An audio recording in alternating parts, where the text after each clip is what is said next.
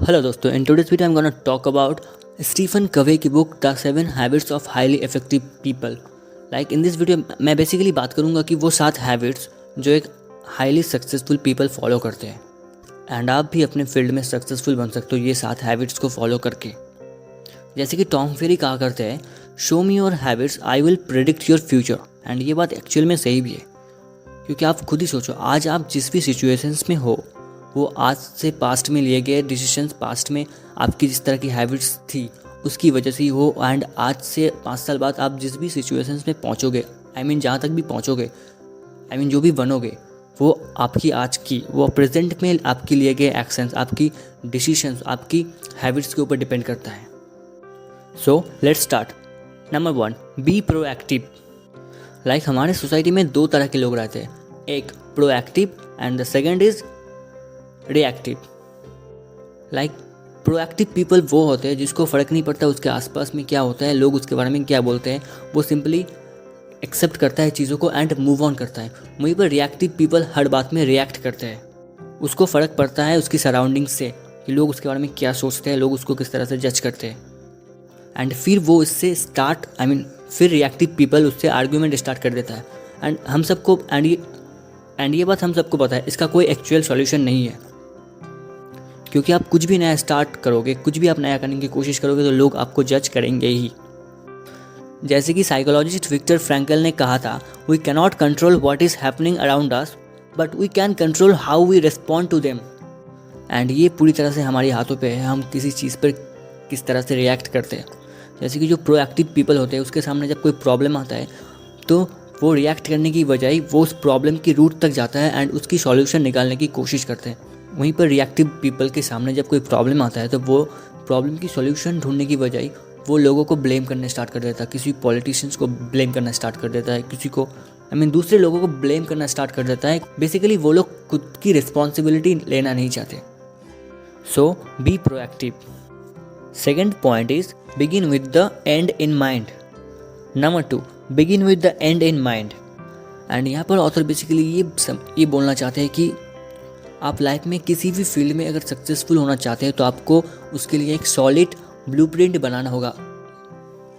For example, हम जब कोई छोटी छोटी चीज़ें करते हैं, लाइक हम जब भी हम कोई ट्रिप पे जाते हैं तो हम पहले से ही प्लान कर लेते हैं कि हम यहाँ जाएंगे, इस होटल में ठहरेंगे और एट्सेट्रा एट्सेट्रा। सो जब लाइफ की बारी आती है, जिस काम के साथ हमें पूरे लाइफ स्पेंड करना है, तो उसके बारे में भी हमें एक्चुअल में सोचना चाहिए।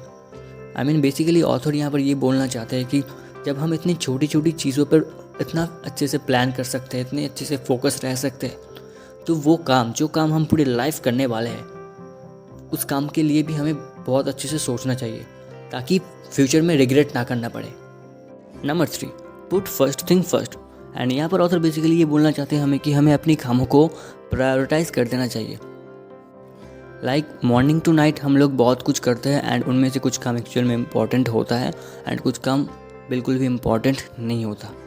तो अगर आप अपने कामों को प्रायोरिटी देंगे तो वो काम करना आपके लिए ईजी हो जाएगा जो काम एक्चुअल में इम्पॉर्टेंट है। एंड जो काम एक्चुअल में इम्पॉर्टेंट नहीं है, आप उस काम को एक्सचेंज कर सकते हो अपनी कोई न्यू हैबिट्स के साथ। जैसे कि हम लोग हमेशा सोचते हैं कि हम अपने कोई न्यू हैबिट बिल्ड करेंगे एंड ये हैबिट कुछ भी हो सकता है। ये हैबिट हो सकता है आप आज से एक्सरसाइज स्टार्ट करोगे, ये हैबिट हो सकता है आप बुक पढ़ना स्टार्ट करोगे, आप अपनी कोई स्किल्स के ऊपर काम करना स्टार्ट करोगे। बट आपकी हैबिट इस तरह से बनी हुई है कि आप अपने हैबिट्स को ब्रेक नहीं कर पाते हो एंड न्यू हैबिट्स को अडॉप्ट नहीं कर पाते हो। बट जब आप अपने कामों की प्रायोरिटी बना लोगे तो आपके लिए आप देख पाओगे कि बहुत सारे ऐसे काम हैं जो एक्चुअल में कोई मायने नहीं रखता हमारे लाइफ में। तो आप अपने न्यू हैबिट्स को धीरे धीरे अडॉप्ट कर पाओगे। And one of the most important thing is that we all have to learn to say no. क्योंकि अगर आप हर काम के लिए लोगों को हाँ कहोगे तो वो आपके लिए बहुत कम टाइम बचेगा खुद के ऊपर काम करने का। इसलिए learn to say no. So make priority and put first thing first. Number 4, think win win. Win win is a solution that benefits you and also the person you are interacting with.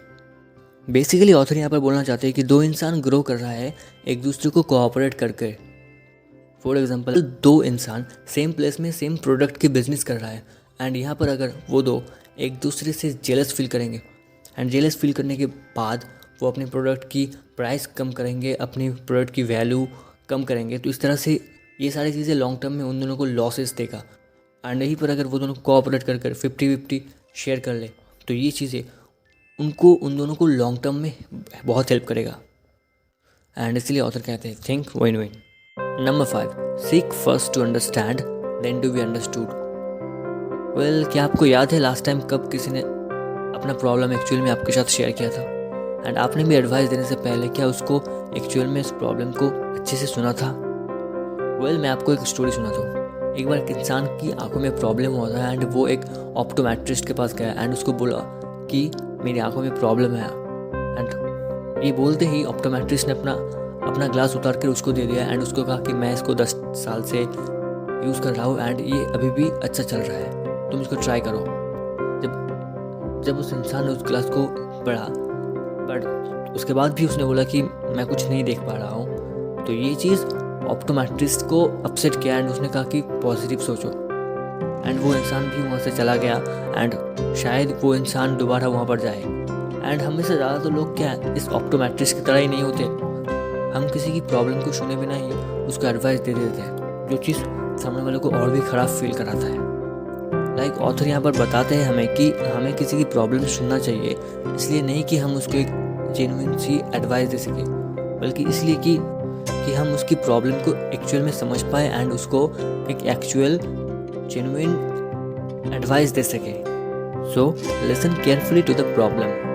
Number 6, synergize. And इस word का actual meaning होता है cooperation, I mean मिलजुल कर काम करना। जैसे कि हमारे आसपास की हर चीज़ एक दूसरे से कनेक्टेड है, वैसे ही ऑथर बोलता है कि आप जब भी कोई काम कर रहे हो एंड आप उस काम में कोई प्रॉब्लम मिल रहा है तभी आप उस काम को किसी और के साथ कोऑपरेट कर सकते हो। जैसे कि अगर फॉर एग्जांपल अगर आपका कोई बिजनेस है तो आप इस बिजनेस को किसी और के साथ कोलैबोरेट कर सकते हो। Number 7, sharpen the saw. And यहाँ पर ऑथर बेसिकली ये बोलना चाहते हैं कि हमारे जो बिगेस्ट एसेट्स है हमें उस पर काम करते रहना चाहिए। एंड वो मेनली 4 एसेट्स हैं, जैसे कि number 1 is physically, number 2 mentally, number 3 spiritually and number 4 is socially. आप फिजिकली स्ट्रांग हो सकते हो बाय डूइंग एक्सरसाइज, आप मेंटली स्ट्रांग हो सकते हो वो काम करके जो काम करना आपके लिए थोड़ी सी चैलेंजिंग है, लाइक डेली एक्सरसाइज करना। जैसे कि कोई काम स्टार्ट करना बहुत इजी हो जाता है बट उसको कंसिस्टेंटली करते रहना ये काम थोड़ी सी मुश्किल होता है, इसलिए आप इसको एज ए चैलेंज देख सकते हो। लाइक डेली एक्सरसाइज करना है, जैसे कि बुक्स पढ़ना, तो इस तरह से आप अपने मेंटल स्ट्रेंथ को बढ़ा सकते हो। 3rd is spirituality. आप वो काम जो काम करते टाइम आप अपने आप को बहुत पीसफुल फील करते हो एंड ये सबकी अलग अलग हो सकती है, जैसे कि आप म्यूज़िक सुन सकते हो, आप प्रे कर सकते हो, आप कोई खुली जगह पर जा सकते हो, आप बुक्स पढ़ सकते हो, what ever you like you can do. The 4th is social होना एंड ये भी one of the most important art है, तो आप ये भी सीख सकते हो। तो चलिए इसको समाप्त करते हैं। The number 1, be proactive. Number 2, begin with the end in mind. Number 3, put first thing first. 4, genuine think. 5th, seek first to understand, then to be understood. 6, synergize and the 7th is sharpen the saw. And अगर आपको ये video पसंद है तो video को like कर सकते हो एंड आप इस चैनल के साथ जुड़ सकते हो, क्योंकि यहाँ पर हर हफ्ते एक इंटरेस्टिंग बुक समरी अपलोड होता है। And if you want to purchase this book then you will find the link in the description.